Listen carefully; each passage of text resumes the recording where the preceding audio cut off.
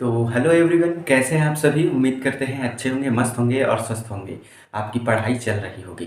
इससे पहले हम लोगों ने बायो सेवर्ट का नियम क्या होता है क्लास 12 फिजिक्स में ये समझा था। आज हम लोगों के पास जो टॉपिक है वो है बायो सेवर्ट नियम के अनुप्रयोग का पहला टॉपिक। आपको सीधे धारावाही चालक तार के कारण चुंबकीय क्षेत्र की तीव्रता ज्ञात करना है। तो चलिए समझते हैं क्या होता है चुंबकीय क्षेत्र की तीव्रता। ठीक है, इसका पूरा डेरिवेशन करेंगे तो इसकी डिस्कशन करते हैं। ठीक है, हम लोगों के पास है क्या, एक सीधे धारावाही चालक तार है। ठीक है, जो किन से मिलकर बना है, एक एक्स से और वाई से मिलकर बना हुआ है।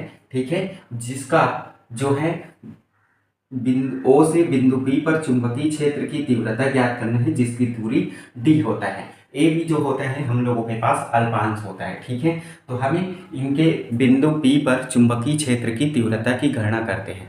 तो हम सबसे पहले ये जानते हैं, इसका थ्योरी आप लिखते रहिएगा, जो बताया हूँ उसी को लिखना है। हम लोग डेरिवेशन करते हैं। ठीक है, तो बायो सेवर्ट के नियम से, ठीक है, तो लिखते हैं बायो सेवर्ट के नियम से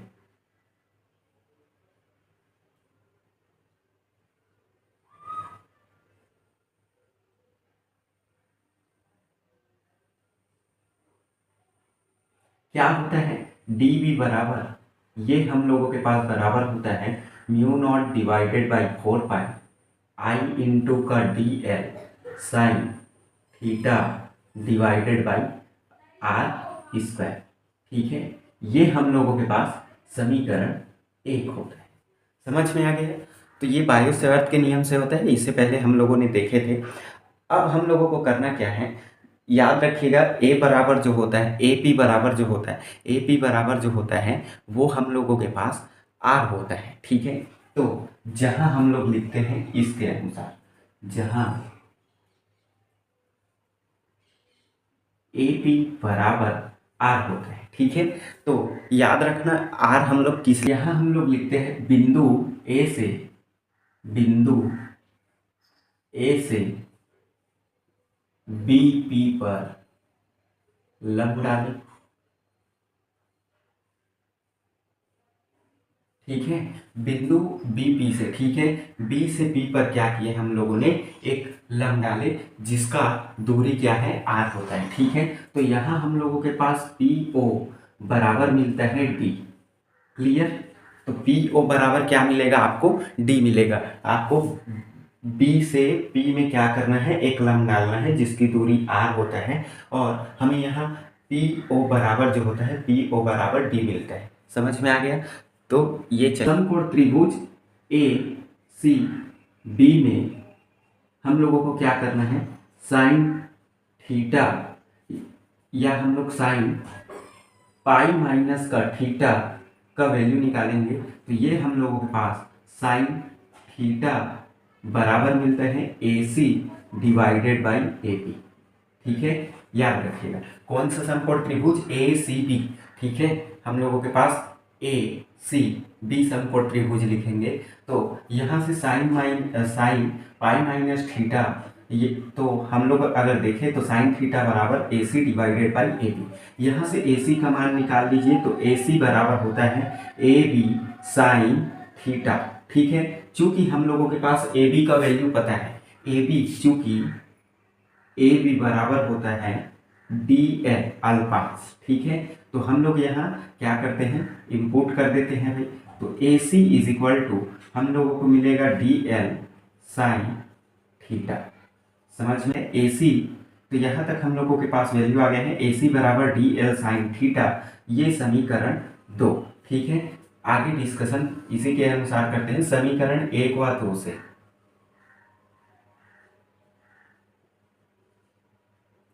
तो समीकरण 1 व 2 से देखें तो हम लोगों को डी बी बराबर मिलेगा mu not divided by 4 pi I into का डी एल के स्थान पे क्या रहेगा, आप लोगों के पास आर इंटू का ए सी होने वाला है। ठीक है, या इसको आई इंटू का ए सी डिवाइड में आपके पास आर स्क्वायर। ठीक है, अब चूंकि याद रखिएगा कोण बराबर क्या होता है, कोण बराबर हम लोगों के पास चाप बटे त्रिज्या, चाप बटे त्रिज्या होता है। तो चाप बटे त्रिज्या में कोण का वैल्यू रखते हैं डी अल्फा है, ठीक है, ये डी अल्फा। तो d alpha is equal to हम लोगों को चाप बटे त्रिज्या का वैल्यू रखेंगे, ठीक है, डी अल्फा बराबर चाप बटे त्रिज्या का वैल्यू रखेंगे। तो देखिए तो चाप बटे त्रिज्या का वैल्यू रखते हैं, तो चाप हम लोगों के पास ए सी है, तो ए सी डिवाइडेड बाय ये जो त्रिज्या है वो हम लोगों के पास क्या है आर। यहाँ से ए सी का मान निकाल ले तो हम लोगों के पास क्या होगा आर इंटू का डी अल्फा होगा, ठीक है। तो ये समझ में आया, हम लोगों ने कोण का मान भी आपके पास निकाल लिया और वहां से हम लोग चाप का मान निकाले, तो चाप बराबर होता है, तो ये हम लोगों ने कोण का मान निकाल लिया, ये समीकरण 3 हो गया। तो चलिए यहाँ तक नोट करिए, हम लोगों ने 3 समीकरण निकाल लिए, तो समीकरण 2 से बात करते हैं, ठीक है। समीकरण 2 हम लोगों के पास क्या था भाई, हम लोगों के पास समीकरण 2 जो था वो D B is equal to mu not divided by 4 pi I into का ए सी डिवाइड में आर स्क्वायर था, ठीक है। इसमें वैल्यू रखते हैं, तो D B is equal to mu not divided by 4 pi I into का R D alpha divided by R square हो। एक आर से एक आर चला गया, तो डी बी बराबर हम लोगों को क्या मिलेगा म्यू नॉट डिवाइडेड बाई 4 पाई क्या मिलेगा आई इंटू का डी अल्फा डिवाइड में आर, ठीक है। ये एक हम लोगों के पास और इक्वेशन निकल के आ गया, जिसे आप इक्वेशन नंबर 4 लिख सकते हैं। यहाँ से समकोण त्रिभुज ओ पी बी निकालते हैं, तो समकोण त्रिभुज ओ पी बी से, ठीक है, तो हम लोगों के पास कॉस अल्फा बराबर ये मिलेगा डी बटे आर, ठीक है। समकोण त्रिभुज ओ बी पी से अगर वैल्यू निकालते हैं, ओ पी बी से वैल्यू निकालेंगे तो कॉस अल्फा बराबर हमें ये जो है डी बटे आर मिलेगा, ठीक है, ये दूरी। तो यहाँ से कॉस अल्फा बराबर डी डिवाइडेड बाई आर, तो यहाँ से हम लोग आर का वैल्यू निकालते हैं, तो यहाँ से हम लोग आर का वैल्यू निकालते हैं, तो आर इज इक्वल टू हम लोगों के पास डी बटे कॉस अल्फा मिलेगा, ठीक है। अब इसी को हम लोग जो समीकरण 4 है उसमें रखते हैं, तो समीकरण 4 से क्या होगा भाई d B is equal to हम लोगों को मिलने वाला है mu not divided by 4 pi I into का डी अल्फा, और आर के स्थान पे डायरेक्टली ये वैल्यू रखते हैं, तो हम लोगों को ये अंश बटे हर के रूप में मिलेगा, तो ऊपर चला जाएगा, तो इंटू में कॉस अल्फा डिवाइड में आपके पास डी मिलेगा, ठीक है, ये वैल्यू होगा। चलिए यहाँ तक आप नोट। चलिए ये हम लोगों के पास समीकरण 5 से जो है, इसके बाद हमें लंबे धारावाही चालक तार के बिंदु P पर क्या करना है चुंबकीय क्षेत्र, तो इसके लिए समाकलन करना होता है, तो P समाकलन माइनस का अल्फा 2 और अल्फा 1 से अपर लिमिट लोअर लिमिट, ठीक है, तो mu naught divided by 4 pi I into का डी बटे कॉस अल्फा इंटू का डी अल्फा, ठीक है।